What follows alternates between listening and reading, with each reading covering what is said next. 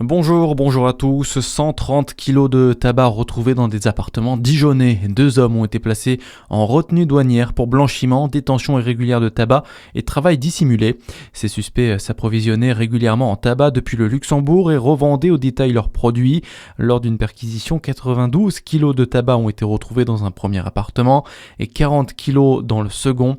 Les 2 hommes seront jugés à l'été 2026. L'année dernière, près de 2 tonnes de tabac de contrebande ont été saisis par les services de la direction régionale des douanes de Dijon. Le procès de Frédéric Péchier se poursuit, 57e jour hier et 9 témoins se sont présentés à la barre des assises du Doubs, dont l'ancien psychologue de l'anesthésiste. Reçu à 4 reprises entre 2014 et 2017, il m'est pas aperçu comme narcissique, manipulateur ou pervers, explique le psychologue. J'ai vu un homme brisé, en dépression, en grande difficulté, précise-t-il. Une soixantaine de constats de dommages sur des troupeaux liés aux loups en Saône-et-Loire, bilan dévoilé par la préfecture. En tout, 141 constats ont été réalisés cette année. En 2026, un nouveau dispositif sera mis en place. Un arrêté ministériel va définir le statut du loup et fixer les conditions de sa destruction selon la préfecture. Cet arrêté est soumis à la consultation publique jusqu'au 19 décembre. L'année 2025 marque les 80 ans de la protection maternelle et infantile, la PMI. En France, elle accompagne gratuitement tous les parents, les futurs parents et les enfants depuis 1945.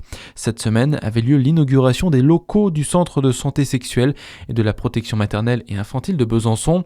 Un endroit important selon Christine Bouquin, présidente du département du Doubs, au micro de Charlie Chevasson. C'est un investissement humain, c'est un vrai engagement que de servir les autres à travers la vie. Il faut qu'ils viennent ici. Le premier geste, carnet de santé pour une naissance. Donc là, dès cet instant-là, on met en avant la PMI et le centre de santé sexuelle pour que chacun, à un moment donné, puisse se retrouver et ne soit pas un peu désarmé par rapport à un tas de sujets de société, que ça soit physique, que ça soit des violences, que ça soit la contrainte sexuelle, que ça soit beaucoup de choses, tous nos faits de société que nous vivons au quotidien. Et pour célébrer cet anniversaire, le service de protection maternelle et infantile du Doubs organise une série d'événements jusqu'à demain avec la diffusion d'une vidéo rappelant les bilans de santé en école maternelle par la PMI.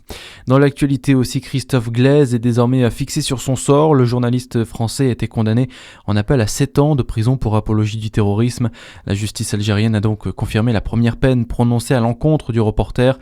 Christophe Glaise devrait se pourvoir en cassation. Et puis, quels sont les artistes les plus écoutés sur les plateformes en France? Jul, Gims et Ninho dominent ce classement cette année. Carton notamment pour le titre Ciel de Gims ou encore Feel Good de Charlotte Cardin. À suivre votre météo sur Fréquence Plus.